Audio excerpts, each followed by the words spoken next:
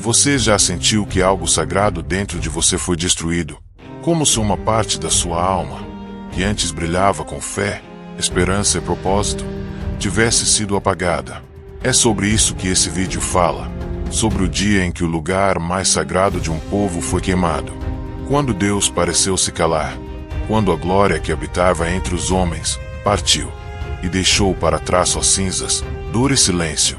Não é apenas história antiga, é a história de muitos de nós. O Templo de Salomão não era apenas uma construção bonita. Era o lugar onde o céu tocava a terra, onde os homens se ajoelhavam e a presença de Deus descia em forma de fogo. Ali, o povo ouvia o perdão. Ali, as nações viam quem era o Deus de Israel. Mas chegou um tempo em que esse povo trocou o sagrado pelo conveniente, trocou o altar por ídolos, trocou a voz de Deus pelos gritos do orgulho. E quando isso aconteceu, algo terrível começou. Primeiro vieram os avisos, depois os cercos, a fome, a guerra, a destruição e por fim, o silêncio. O templo, que por séculos foi intocável, caiu, queimado, saqueado, profanado. Os sacerdotes foram mortos, os utensílios sagrados carregados como troféu por um rei estrangeiro. E parecia o fim. Mas será que foi o fim? Essa história vai muito além de muros destruídos. É sobre promessas que resistem ao fogo, sobre dor que prepara o caminho da esperança. É sobre um Deus que, mesmo quando disciplina, nunca abandona.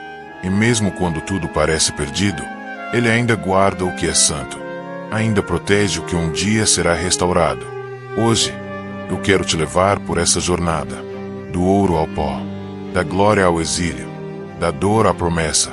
Vamos caminhar juntos pela história da queda do Templo de Salomão e descobrir que mesmo quando a glória se retira de Jerusalém, ela nunca se apaga do coração de Deus, porque há coisas que Ele permite cair, apenas para que sejam reconstruídas de forma ainda mais profunda.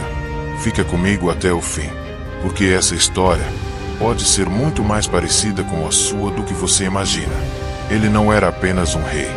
Ele era um império em forma de homem. Nabucodonosor chegou com olhos de fogo, exércitos incontáveis e um orgulho que tocava o céu. Enquanto Jerusalém cantava hinos, Babilônia afiava suas espadas. E quando os portões da cidade se abriram, o povo entendeu. O inimigo não estava mais à distância, ele estava à porta. Nabucodonosor não era qualquer adversário. Era o rei da Babilônia, o império mais temido da época, a força que esmagava nações como se fossem poeira. E mais do que conquistar territórios, ele queria dominar corações. Ele queria que Judá se curvasse. Queria provar que o Deus de Israel era fraco, irrelevante, vencido. Mas havia algo mais profundo por trás disso tudo. Nabucodonosor estava sendo usado pelo próprio Deus. Sim, o Senhor, o mesmo que habitava no templo, levantou um rei pagão para disciplinar o seu povo. O orgulho de Judá havia se tornado intolerável. E Deus, como Pai, não podia mais proteger uma nação que insistia em se rebelar contra sua vontade. E foi assim que o inimigo foi autorizado a avançar. Não por força própria, mas por permissão divina. Os passos de Nabucodonosor eram passos de juízo. Cada cavalo, cada escudo, cada flecha apontava para um chamado de Deus: voltem-se para mim. Mas Judá estava surda. Confiava em alianças humanas, em ouro, em aparência religiosa. Enquanto isso, o rei da Babilônia se aproximava com precisão cirúrgica. Ele não queria apenas vencer, ele queria humilhar. E estava disposto a esperar o tempo que fosse necessário. O avanço de Nabucodonosor marca um divisor de águas. É o momento em que a paciência divina começa a se transformar em disciplina. Quando o povo de Deus brinca com o sagrado, cedo ou tarde, o inimigo é autorizado a entrar. E quando ele entra, não vem para negociar, vem para dominar. O rugido da Babilônia ecoava pelos vales de Judá, mas era, na verdade, o eco de um Deus que já não era mais ouvido dentro do próprio templo. O inimigo se levantou, porque não foi por falta de aviso. Deus falou, gritou, chorou através dos lábios de um homem chamado Jeremias. Mas Judá estava com o coração endurecido. Preferia acreditar em falsas promessas do que encarar a verdade do juízo. E foi assim que começou a queda, com uma escolha: rebelar-se contra a palavra de Deus. Joaquim, rei de Judá, decidiu desafiar Nabucodonosor. Mas o que parecia um ato de coragem era, na verdade, teimosia disfarçada. Ele ignorou a realidade espiritual, ignorou as profecias, ignorou a voz que dizia: entreguem-se e viverão. Para Joaquim, render-se era fraqueza, mas para Deus, a rendição era obediência. E quando o rei virou as costas, selou o destino da cidade. Jeremias, o profeta rejeitado, andava pelas ruas como um louco aos olhos da multidão. Pregava com lágrimas, rasgava o coração, dizia o que ninguém queria ouvir. Enquanto os sacerdotes anunciavam paz, ele falava de destruição. Enquanto os políticos prometiam vitória, ele via muralhas sendo derrubadas. Jeremias não queria ser odiado, mas escolheu ser fiel. E foi por isso que sofreu tanto. Ridicularizado, espancado, preso, ignorado. Ele não era só um profeta, era um espelho da dor de Deus. A rebelião de Judá não foi apenas política, foi espiritual. O povo confiava no templo, mas não no Deus do templo. Achavam que a presença de Deus era uma garantia automática de proteção, mesmo vivendo em pecado. O templo do Senhor, o templo do Senhor. Eles gritavam, como se a estrutura física pudesse salvá-los. Mas Deus já havia se retirado. O coração do povo estava longe. E onde não há arrependimento, não há proteção. Essa foi a tragédia de Judá. Confiar em si mesma, ignorar o profeta, escolher o orgulho e achar que Deus não faria o que prometeu. Mas Deus é amor e por isso corrige. E quando o povo rejeita a voz mansa, ele permite o trovão. A rebelião de Joaquim foi só o começo. Outros reis viriam, outras decisões seriam tomadas. Mas ali, naquela escolha de resistir à vontade de Deus, começou o colapso. Porque ninguém se rebela contra Deus sem, mais cedo ou mais tarde, colher as consequências. O silêncio que antecedeu o cerco foi mais aterrorizante do que o som das trombetas de guerra. Jerusalém, que por séculos parecia intocável, agora estava cercada. Nabucodonosor voltou, dessa vez não para negociar, mas para tomar. Era o começo do fim. O rei Joaquim havia morrido. Em seu lugar estava seu filho, Joaquim, um jovem rei sem força, sem direção, sem chance. A Babilônia não precisou lutar muito. O povo estava cansado. A liderança de Judá, dividida. E o novo rei, completamente impotente. Joaquim durou apenas 3 meses no trono antes de se render. Não porque queria, mas porque não tinha outra escolha. E quando a porta da cidade se abriu, não foi apenas a cidade que se rendeu, foi o orgulho de uma nação. Nabucodonosor entrou com autoridade. Não destruiu Jerusalém nesse momento. Ele estava jogando xadrez com Judá. Levou os melhores, jovens inteligentes, nobres, sacerdotes, artesãos, tudo o que representava esperança para o futuro. Entre eles estava Daniel, um adolescente judeu que seria arrancado de sua terra para viver na corte de um rei pagão.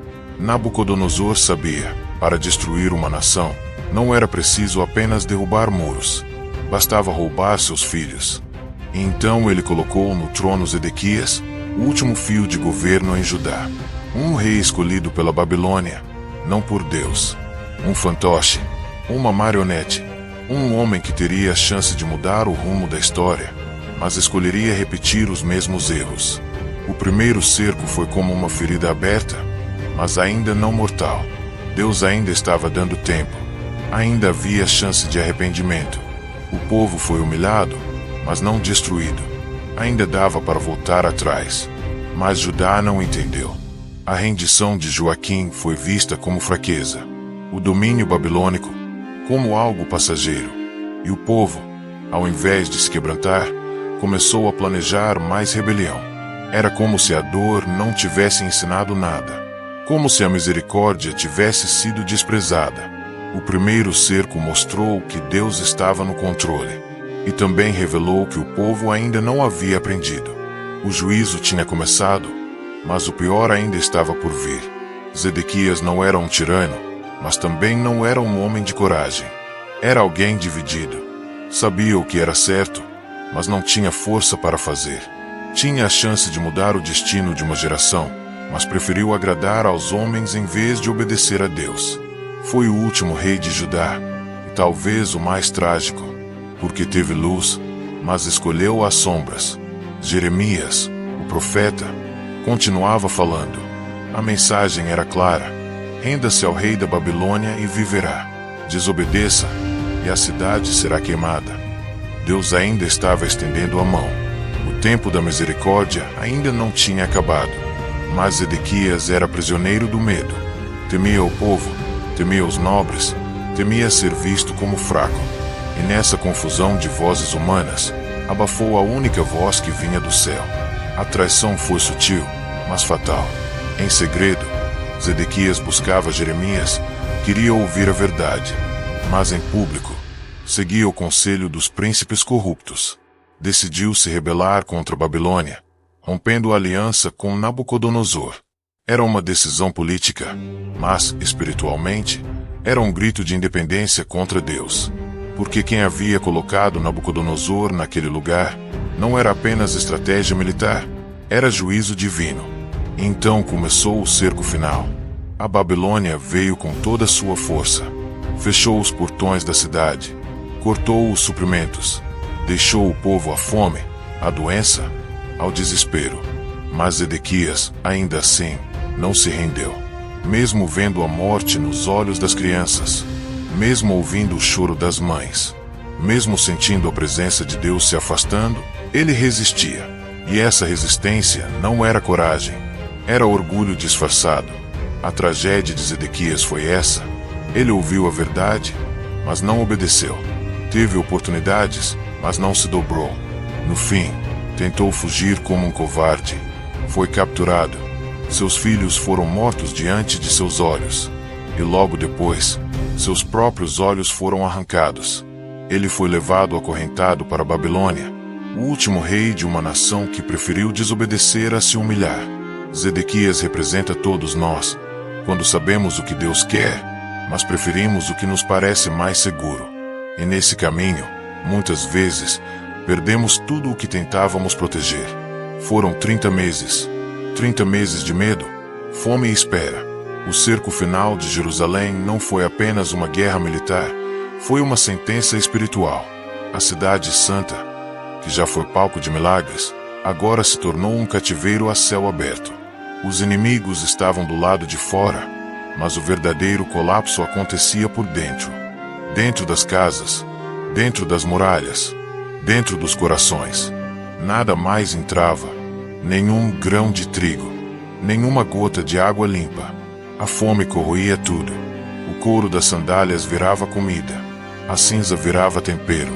O silêncio das ruas era interrompido apenas pelo choro dos que não tinham mais forças para gritar. Era como se Deus tivesse fechado os céus e deixado a cidade sentir o peso da ausência de sua presença.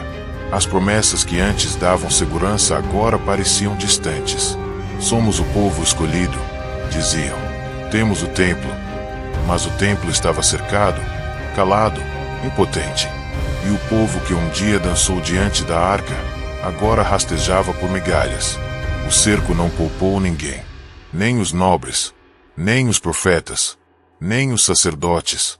Jeremias continuava ali, vendo tudo, sentindo tudo, chorando em silêncio. Ele havia alertado, havia suplicado, havia dito: se renderem-se, viverão. Mas agora era tarde. O rei não obedeceu. O povo zombou. E o inimigo já estava dentro dos portões. Só restava esperar o momento final. O cerco não destruiu apenas a cidade. Destruiu ilusões. Quebrou o orgulho. Revelou a miséria espiritual que já existia antes mesmo da fome física. Porque antes que faltasse pão, já havia faltado arrependimento. Antes que as muralhas ruíssem, já tinha ruído o temor no coração. Enquanto isso, Nabucodonosor assistia de longe. Ele sabia que não precisava atacar com pressa. A cidade morreria por dentro. E morreu. até o último suspiro de força, até a última gota de dignidade, até que os portões finalmente cederam. E quando cederam, não houve glória, não houve resistência, houve rendição, silêncio, cinzas, porque o juízo de Deus havia chegado e ninguém mais podia se esconder. No 9º dia do mês de Av, que é um mês especial no calendário judaico marcado pela tristeza e pelo luto, Jerusalém viveu seu momento mais sombrio. O templo, que por séculos foi a morada da glória de Deus, foi invadido e incendiado. O lugar onde o céu parecia se encontrar com a terra, onde o povo se ajoelhava em reverência, foi reduzido a ruínas e fumaça. Foi o fim de uma era, uma tragédia que marcou não só a história de uma nação, mas o coração de um povo. Os sacerdotes, que até então guardavam o sagrado com fé e devoção, foram mortos ou levados cativos. A Arca da Aliança, símbolo máximo da presença divina, desapareceu misteriosamente, como se Deus, naquele momento, estivesse se retirando de um altar profanado. Tudo o que restou foram cinzas, ecos de cânticos interrompidos e uma cidade despedaçada. Os babilônios, liderados pelo capitão Nebuzaradã, não apenas destruíram o templo, eles saquearam seus tesouros. Os utensílios sagrados, vasos, taças, incensários feitos para o serviço do Senhor, foram levados como troféus para a Babilônia. A glória de Deus, que antes iluminava Jerusalém, parecia agora ofuscada pelos ídolos dos pagãos. A humilhação era profunda. Para o povo de Judá, foi um golpe devastador. O templo não era apenas um prédio, era a identidade, o coração pulsante da fé.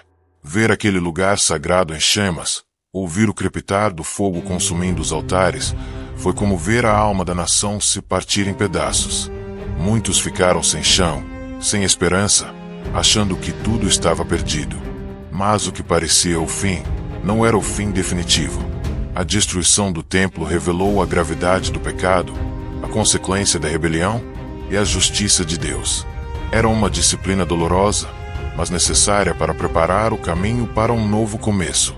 Porque um Deus que se retira, também promete voltar. E assim, entre as cinzas e a tristeza, nasceu a semente da restauração. Um dia, a esperança voltaria. Um dia, os utensílios sagrados voltariam para casa, e o altar seria reerguido, mais uma vez, para que o povo de Deus pudesse lembrar, mesmo na queda, ele permanece fiel. Depois da destruição do templo e da queda de Jerusalém, o povo de Judá foi levado para uma terra estranha, a Babilônia. Foi um exílio doloroso, uma separação forçada de tudo o que conheciam, de suas casas, de seus costumes, do seu Deus manifestado no templo. Aqueles que antes eram livres, agora eram cativos, vivendo longe do chão sagrado que os definia. Mas o exílio não foi apenas uma punição, foi um tempo de purificação. No meio da dor e da saudade, muitos começaram a olhar para dentro. Homens como Daniel, Ezequiel e os 3 jovens hebreus floresceram na Babilônia, mostrando que mesmo no cativeiro, a fé podia resistir e brilhar. A dor gerou arrependimento, e o arrependimento abriu espaço para a esperança. O povo começou a entender que a destruição não era um abandono de Deus, mas uma disciplina. Deus não havia esquecido seu povo. Ele estava usando o exílio para limpar os corações endurecidos, se preparar um novo tempo. As profecias de Jeremias ecoavam em suas mentes: 70 anos de exílio, mas eu vos trarei de volta. Era uma promessa para quem estivesse disposto a se voltar para ele. No entanto, o exílio também foi um tempo de conflitos internos. Alguns se acomodaram à vida na Babilônia, esquecendo a casa que deixaram para trás. Outros guardavam a esperança viva, sonhando com o dia em que poderiam retornar para reconstruir o templo e restaurar a adoração verdadeira. Essa tensão entre acomodação e fé marcou aquele período de forma profunda. Mas Deus estava agindo nos bastidores. Ele usava reis pagãos como Ciro, da Pérsia, para cumprir seu propósito. Ciro, mesmo sem conhecer o Deus de Israel, autorizou o retorno dos judeus e a reconstrução do templo. Era a prova de que, mesmo na disciplina, Deus governa soberano, preparando o caminho para a restauração. O exílio foi, portanto, mais do que uma derrota. Foi uma fase necessária para que o povo pudesse se arrepender, se purificar e se preparar para o novo capítulo que Deus estava escrevendo em sua história. Um capítulo de esperança, de restauração e de vitória. Porque Deus nunca abandona aqueles que são dele. Depois de 70 anos de exílio, quando tudo parecia perdido, Deus mostrou que sua fidelidade nunca falha. Ele usou um rei estrangeiro, Ciro da Pérsia, para fazer algo que parecia impossível: devolver os utensílios sagrados que tinham sido roubados do templo. Não foi só um gesto político, foi um ato divino, uma promessa viva de que o plano de Deus não podia ser destruído, mesmo diante das maiores dificuldades. Esses utensílios, guardados com cuidado na Babilônia, representavam mais do que objetos físicos. Eram símbolos da aliança entre Deus e seu povo, da presença contínua do Senhor no meio deles. Mesmo quando a glória parecia partir, ele mantinha esses sinais vivos, esperando o momento certo para restaurar tudo. A permissão de Ciro para o retorno dos judeus e para a reconstrução do templo foi a vitória final do amor de Deus sobre a arrogância dos homens. Foi a prova de que, mesmo quando tudo desaba, Deus está preparando algo novo, algo maior. A destruição do templo não foi o fim da história, foi o início de uma restauração que traria esperança, fé e futuro.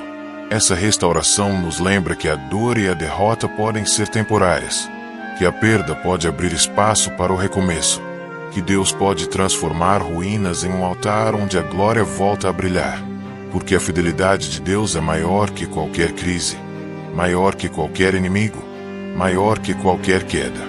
Se você sentiu seu coração tocado por essa história, saiba que Deus quer restaurar o que foi quebrado em você, que Ele quer usar os seus utensílios guardados para uma nova missão. Não importa o tamanho da sua queda, a promessa de Deus é clara. Ele levanta, renova e restaura.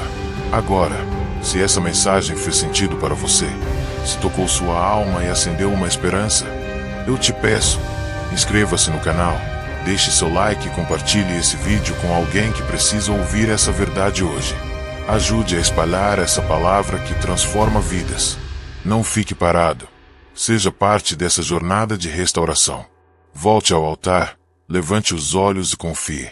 Porque, assim como os utensílios sagrados foram guardados, Deus está guardando você para um propósito maior. Se inscreve, compartilha, comenta e venha comigo, porque juntos vamos viver essa história de fé, luta e vitória.